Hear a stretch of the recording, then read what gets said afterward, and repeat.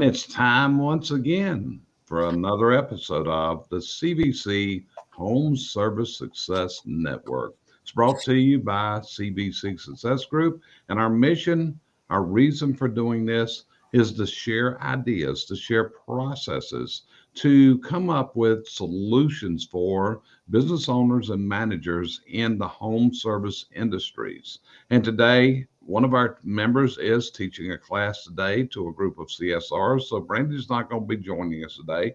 But today we have our friend Randy Sperling from Rochester, New York on again. And we got Josh Kelly on, and we got Cheryl on, and we got myself on.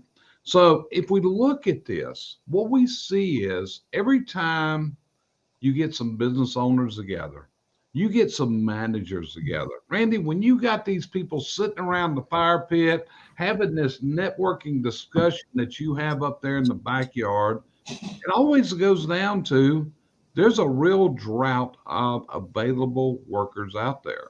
And this is the world in which we deal. And a lot of times we're seeing people, they just throw up their hands. So often I've heard people say, nobody wants to work anymore.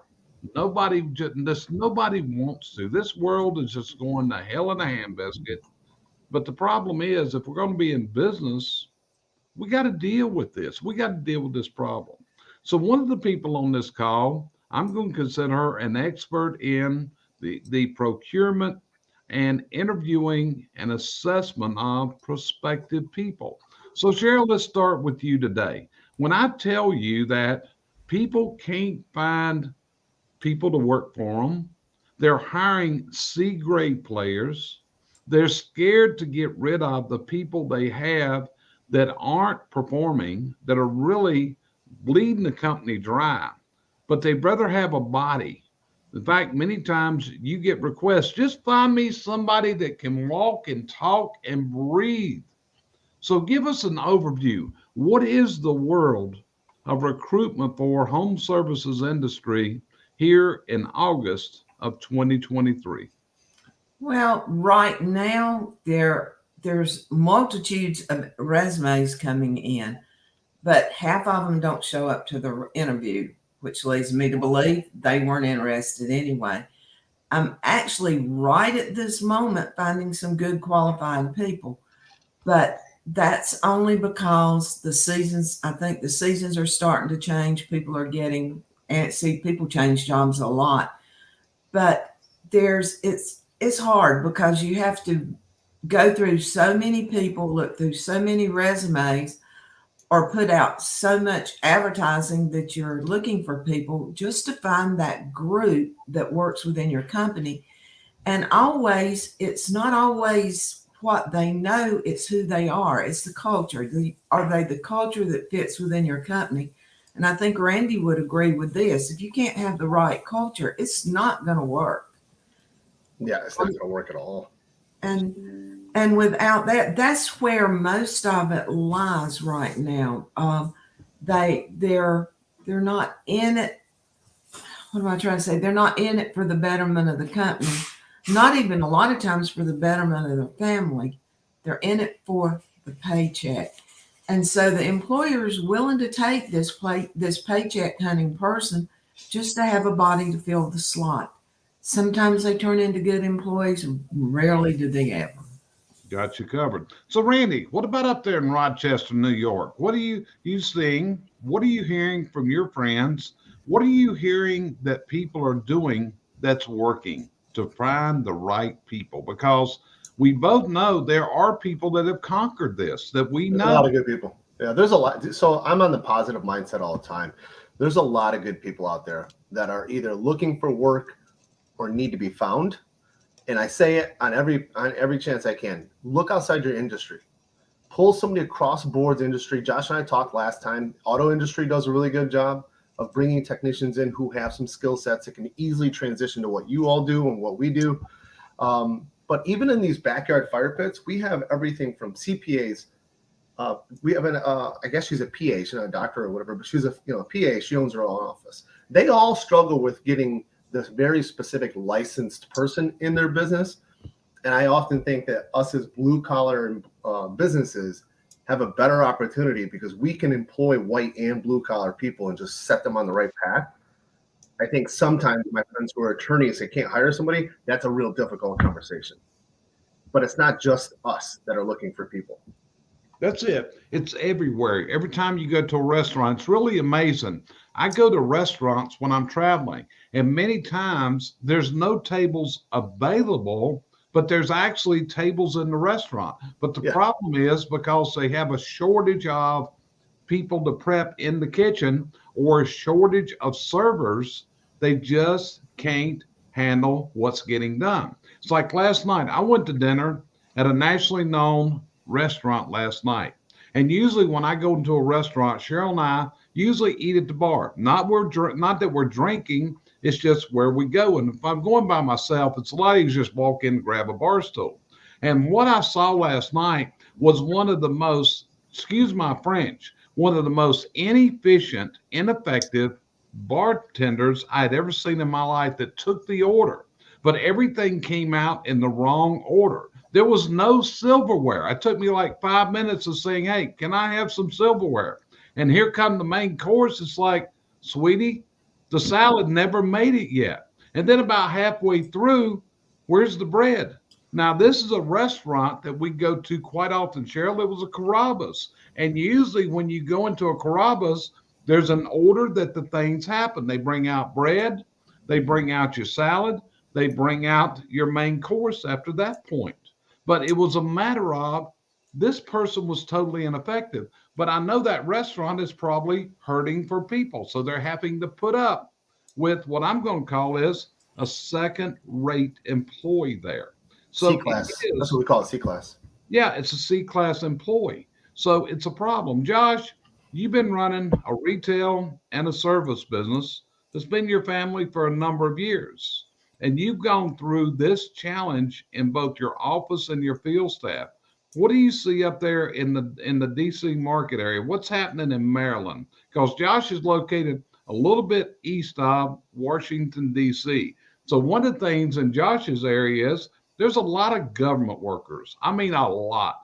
That area between government workers and military, that's a large percentage of the population up there, isn't it, Josh? Oh yeah. Well, my wife works for the Navy. All the Navy's all civilian Navy operations for the Navy are 10 miles from my house.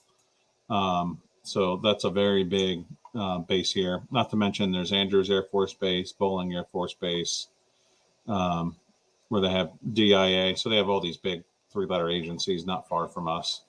IRS, Tax Office, Census Bureau, all that. So that's a large part of your workforce for us. So it's for us, it's finding young people, who we try and hire military. We're getting out of the military, and that's been a big revenue, big source for us. And some of my best leaders has been recruiting military guys. And one of my foremen now is a combat Army vet, which is great because there's literally nothing I can say to him that hasn't been said to him by a drill instructor. Well, and you know what? In your industry too, is that you're taking away. If you hire, and obviously we go right through the right interview process, but once you do, you kind of like these people probably don't have a fear of heights. They have a lot of experience being on ropes. Now we're giving them ladders. Like, you're going to make a hell of a lot easier. No one's shooting at him while he's on a ladder. So like we have a lot. We have I have a partnership that I had sold off with Jerry met Dave Jocklone at Potter Heating and Cooling, but veteran owned company. We pulled in a lot of prior military people. Not that we needed ladder and heights and roofs, but just that quality of service that we received from them. Yeah. So what I want to do here is, Cheryl, we're going to kind of put you on the spot. So this is something you deal with. So we're all going to ask you some questions in this and kind of get your input. So I'm a guy that comes to you and or a gal and says, Gerald, I can't get nobody. I can't hire nobody. And let's face it, you can't do it just by taking on this account. There's things that have to be done. So what are some of the tactics that are working to bring employees to the table? Well, the thing is a well-worded ad, something that gets their attention. not just the bullet points that they read in every other ad. That's my opinion. Again, it seems to work for us. But you've got to put it out there. You've got to sell it. You've got just a few seconds, especially on Indeed, to sell anything. You've got a lot of people that will click on everything, but you want them to like you the best. So they're going to come, and they're going to come to the interview. The next thing you do, you have got to respond very quickly once you get that ad. That's where, or once you get the contact, that's where a lot of people lose some really good people, because if they're really good, other people are looking for them too. So the best tactic is to respond quickly. Don't sit on them and assume that they're going to sit there and wait on you to contact. Do that. Advertise on any medium you like. I mean, I tell everybody to do Facebook, Instagram, anywhere they can put an advertisement, especially on Facebook for one of them, because you're talking to your local people. When I'm doing Indeed or some of the others that I do, I have got to wait on the customer to come. Well, I don't have to go. I can go to them, but it's more generic than if you're talking on Facebook. These are people that you deal with. These are your customers. A lot of times I get responses from people that their moms or their dad or their brother or their sister saw the ad. And they said, here's something you ought to check out. Got a lot of responses that way. But I can only do so much. The company's going to have to do their part also. I can bring, it's kind of like I can bring them to the water, but I can't make them drink. Okay. Cheryl, when you say you can bring them to the water, you can make them drink, do you give them an outline of the companies, and do you hold them accountable? Like, say, if you want quality employees, here's what works. And if you don't do that, I mean, it's no different, right, than hiring an employee than it is taking a lead. It moves fast, I mean, it's just a matter of moving fast. The problem is getting people, as you know, it's hard to tell anybody exactly what they should do and to get them to do it. A lot of the companies I work with, their Facebooks and their stuff, so I can go ahead and make sure it's done. Sure. Sure. A lot of times that's just much easier because I can click up and put the ads on, and then I can monitor them. Yeah. So Cheryl, how important is it for recruitment efforts to keep on going? Say we hired a guy today, and we hired two this week, and just shut our marketing down. And next time I got somebody that quits, hey Cheryl, fire it back up. Does that work? I don't hear that more than once or twice a week, but yeah, I try to get people to keep them up and active. You're always looking for that golden nugget. I mean, you never know when that person that's going to be the best fitting person in your company is going to show up. So you look harder, you dig a little bit deeper, you look for that particular person. Those are the people you'd love to have all the time, but sometimes there's good ones. You can train them up and everything else, but I like to keep the ads going 12 months out of the year. And if you find that good person, make them a job. You always have, we call them low-hanging fruit. I don't know what everybody and everywhere else goes, but somebody that's not working, like you think they ought to, then you've got somebody to replace them with. But I can create a job if I can find the person. Gotcha. 100%. Because if you're marketing 12 months a year for your business and marketing 12 months a year for employment, you're always moving in the right direction. Yeah. So Josh, what kind of question would you throw at Cheryl today about this drought situation? Well, when she started talking about Indeed ads, audit your Indeed ads, have somebody else audit your Indeed ads. Cause I reviewed a potential client and the ad said 60 hours a week, no vacations during the winter.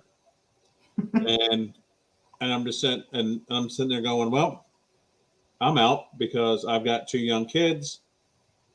Every year, my wife books a house for over Christmas break. I have a lot to offer to a fireplace company if I was going in as an installer, whatever the job would be. So right there, think about what your model employee is. I know I'm the youngest one here, but I'm of that last generation where, you know, you're expected to put in the extra hours, right? Because when you get into the younger people, it's all about quality of life, things like that. They're willing to trade that versus, you know, income. So think Okay. about what your ideal employee is now, because for me, it's someone, you know, 35 and under with a young family, because we're a family business, and you know that's important to know. Because say they can't take a vacation, you know, or even a few days off, a day at Thanksgiving, a day at Christmas, or whatever, that's an instant turnoff. Yeah. So Cheryl, what would you say to that? Because instead he's hit it dead on the money. I read ads and there's no way I want to go on to work for that company. Hey, you got to tote all this up to the roof. You got to do this. You got to do this. You got to do this. It never talks about the value of what this company provides. It doesn't say what a career path is and the other things. So what would be your response to Josh and what I just added into that? I mean, there's questions that you've got to vet on a resume, not to, you know, to make it happen. But you're selling yourself. I mean, somebody's got to want to buy you. That's just the way it is. And do we do all those things? Yes. But when we get them in the house and we let them have the vacations and the things that we have to do, because you've got to keep your employee happy, they're your biggest commodity. No employees, no company in the program. So with that, make your ad come out to read, to tell how great your company is. Don't lie about it. Tell the truth. I find companies that kind of make it all roses and things, and it's not. Tell what it is. Tell that it's how long it's been there. Most of the companies that I deal, or people I deal with, like the company they're looking for to have some longevity behind them, not to be a brand new company, because it's a security factor. And So Cheryl, I'm going to add to that, because Valerio and I, when we started our business together, the other company, the waterproofing company last year, that was absolutely in the front and center. This company is brand new, but it's being run by two owners who have been in business X amount of years. Because it's the same thing, you know, like, I don't want to leave this company to come work for you. It sounds great, but what do you know? And you explain to them what you know. The other thing I think is important to mention, read the ad. Would you go to that company and work there? Like, that's how I look at our ads. Would I work for me? If I wouldn't work for me, then I mean, what are we doing wrong? Like, start over. yeah, it's, you know, and I think that's what business owners don't realize.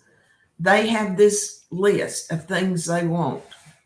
Well, we all want. You can't have everything. That's just the way it is. There's compromises. You can teach people how to do the job if you can get the right person in the seat. So that's kind of where I try to do it. I mean, like you say, coming out of, we're in the chimney service more than anything else in that business. I do not look just for people that have done chimney work. I look for people that are HVAC, electricians. We need people that can work outside. There are qualifications people's got to do for this. They've got to be able to be on a roof. And I'm just using this for an example. They have to be on a roof and they have to be able to work in the elements. Other than that, you can pretty much train people around. Okay. So Cheryl, let me ask you this. What's some of the big keywords that attract attention? In other words, what was that person, Josh's age and younger? What's the keywords to attract that individual to put in an application? What's the phrases? What's the words? Paid training is number one, it seems to be. Okay, so paid training is a big one. What else? Family, you know, something to deal. You have to pick this by area, something where they can have a home work situation where they have a little bit of input on the company. I like this statement, we value your opinion, because that seems to be huge, especially in the younger generation. We value your family. You know, that people are not, the money's important now, but I would say less and less the percentages is all about the money anymore. It's about the benefits and the quality of life that they're going to have when they come into your organization. Are they going to be part of a team? Or will the one that gets me, and it makes me feel sorry for the person that's asking, one of the questions I get asked quite a lot of the times is, will they know my name? Really? Or will I be a number? Huh. Interesting. That's one I never thought about years ago. Yeah. But that's why my interviews change a lot, is because now they want to know. I don't family oriented, they like that, but I get asked, do they know my name? Yeah. And and I was coming back from the airport this morning. I had an early morning, okay. It's I guess, live, okay. okay. So anyway, I had an early flight this morning and got in, and I'm doing some thinking coming down the road. And I thought back into the 1980s when I was first starting to hire people in my own business. And our starting wage back in those days was $5 an hour. Okay, $5 an hour, $200 a week. And one thing about it, it's getting a whole lot more expensive to just be able to afford your rent, your groceries. Because back in those days, our groceries cost $20 a week. It's not like that anymore. So how important is it to come up with a competitive living wage for the market area that you practice in? I mean, when you see it, it's not the same wage across the country. If I look where Josh lives, it's going to be a lot more expensive just to live. I mean, yesterday, Randy, I was in New York and paid right at $4 a gallon for gasoline last night in New York. Came back here, I think it's about 30 cents a gallon cheaper. But you've got to how important is this compensation where they attract these people, Cheryl? Actually, I talked to a lady yesterday, one of my interviews. She moved from another state. That state, her wage there was $10 an hour. That's not enough to support yourself, much less a family. You need to check out what people in your area are getting, because like you say, it's different in different part of the countries. Because if you come from up north, the south, a lot of places can't afford the wages you were making, or vice versa. It's cost of living versus salary. And that salary has to be able to take care of you and your family. They're not here to make your business. They're here to make their life. That's what you work for, is to make your life what you need it to be. Now, overpaying is a different thing. I don't see many companies overpaying, but we have all, especially in North Carolina, I've raised my salaries quite a bit over the last couple of years, but it's keeping up with the economy. But you can go on the internet and find out the wages in any city that you want to at any given time in any given organization. So, or you can just have a backyard fire pit picnic and talk to everybody else in business and have that that's conversation. the way to do it. I mean, I used to belong to a group, and that was what we did. Back then we talked about wages. We always do. That's what's at the forefront. And you got to realize, depending on what you did, some guys are living dangerous jobs. So there's a danger factor in there. There's things that you have to think about. You always, when I'm paying somebody, my question is, can I live on that salary? And I go from there. Yeah, and I got a couple of comments coming in. Chuck Roydhouse added in there. If anyone is wondering how to hire someone when not needed, you got to budget and add that as any other line cost of doing business, just like your rent costs. So yes, you got to look at this and analyze into your cost of business, but you also got to look at how much waste. We've talked about waste in the past, and waste can be so much money that if we can become more efficient, then we have the money to do these type of things. We got another comment came from someone, Facebook user. Hiring today is much like an online auction. Preparation for the auction had better be done in advance. The timing your need, the need and the price to make those two things come together are the key to actually being successful in the hiring process. So yeah, you got to put the right bait together. If you don't have the right bait, nobody's going to bite that hook, folks. And you also got to be fishing in the pond where the fish are dwelling. if you're not there. And you also got to turn your people into a recruitment team. So, Randy, what else would you ask Cheryl? Well, I think just real quick, when you say turn your people into a recruitment team, we definitely lean on our teams for additional hires. But I also kind of just have this thought process that there are people, even though I say to go outside of your industry a lot, there are people within your industry who are working for companies who probably are not paying attention to them, not taking care of them well. I don't want to steal an entire team, but I'll take a B plus employee from another company, and they'll come in and become an A style employee once they're treated with some respect, showed some support. And so I think while you're out there hiring, and again, we've said some really good stuff here, like, would you work for yourself? Could you live on what you pay yourself, what you're putting out there in the ad? Just make sure that we're putting out that bait, that you're actually going to fulfill what you're baiting, right? Like you're going to give out what you're saying. I think the question I have for Cheryl would be like, when you're working with people who are asking to hire, how often are you struggling to kind of tell them, hey, you have to pay more, offer more? It's not just like what role they're looking to fill. Are you doing more of like guiding them into how to like maybe even just be a better owner, better boss, better manager? Well, honestly, I'm not probably the nicest person at times. I'll tell you right up front, you're not paying enough. And a lot of times that doesn't sit real well with people. And it's like, I can't pay them anymore. And then that's where we go back. Okay, you're not going to get the employee you're looking for if you cannot pay them something that works.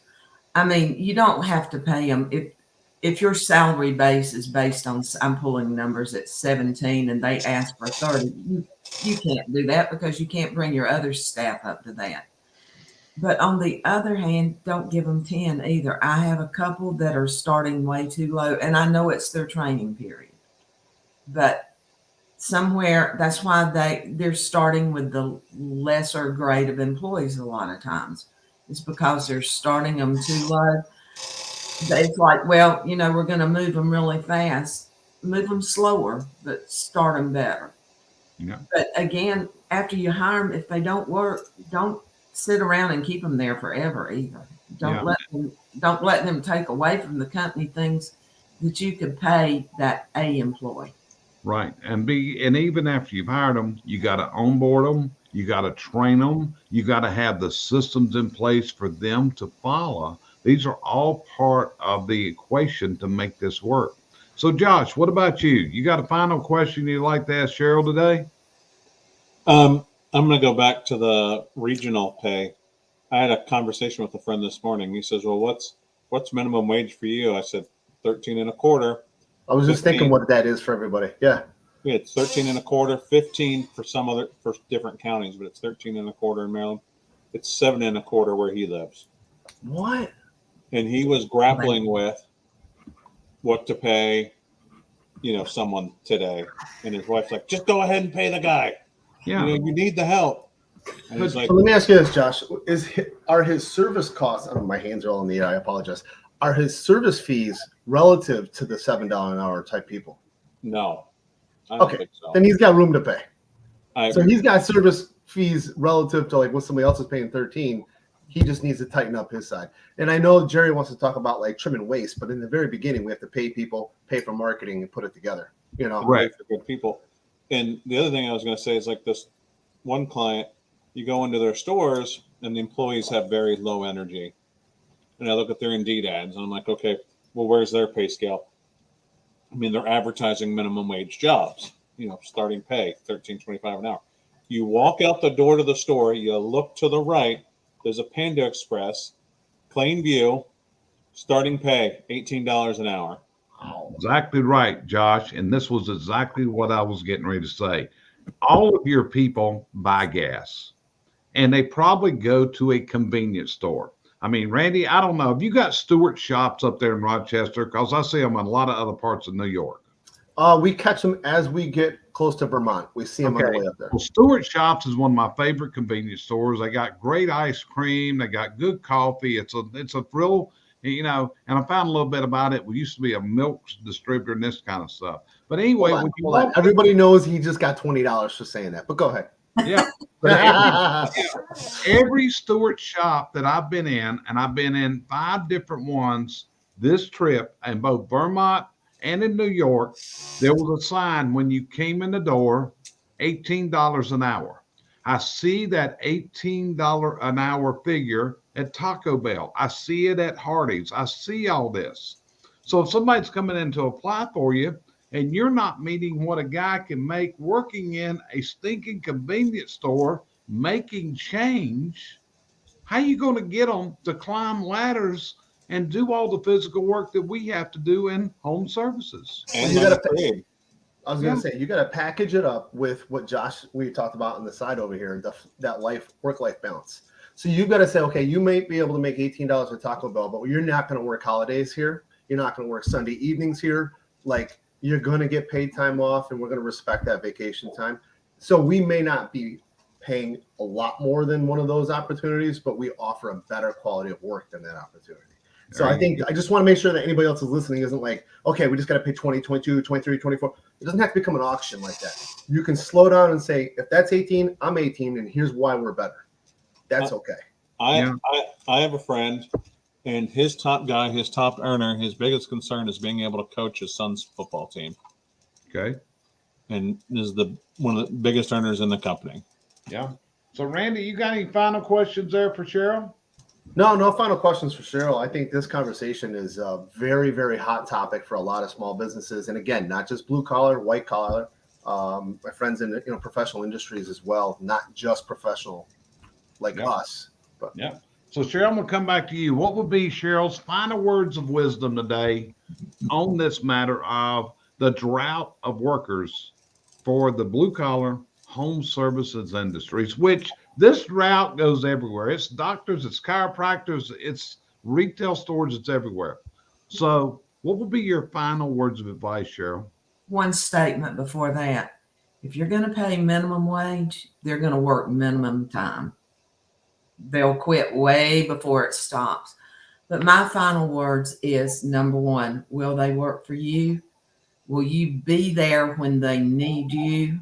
Are you part of their team, or are you trying to be the thing hovering over them? Because it's all teamwork. The owner of the company has to be just as much of a team player as all of his employees. Got you covered. Well, Cheryl, if somebody wants to talk about this, they can reach out to you at the email address on your screen. Am I right? Yeah, I'm always, believe me, I'm always here. That's what I mean. Just set up an email, send her an email. She'll be glad to discuss the hiring woes out there today and the things that people are doing. Like I said, you got to keep marketing this. My idea of marketing is somebody today may be looking for a job that wasn't yesterday, and seeing this fresh thing and doing this over and over where it's branded into the community's mind that you're a great place to work. You've also got to get your people that work for you posting on Glassdoor, on Indeed, giving references for you, giving testimonials, giving reviews. You got to put this together. And you realistically, in this day and time, you've got to deflect some of your marketing dollars, not into going after new business, but rather building up this team. Randy, you got something else? I think you could go on and on about marketing. If you market for employees and you market for your business, I mean, no one wants to be the same size for the next 3 to 5 years. So you should be marketing for both sides of that. And I've often found that marketing for hiring brings in a lot of leads just for work, because people see those ads differently. And then they see what kind of employer you are, and they want to hire you as that type of company. There you go. So, folks, we appreciate you joining us again on this week's episode of the CBC Home Service Success Network. If we can help you out here at CBC Success Group, hey, let us know. We got subject matter experts on all ends of the round. In fact, it was really interesting. Yesterday, we had 3 classes going on in 3 different parts of the country. Josh was teaching a class yesterday. I was teaching a class yesterday. And Brandy was teaching a class yesterday. And she's still in that class today. They're in the learning law. What were you doing, Randy?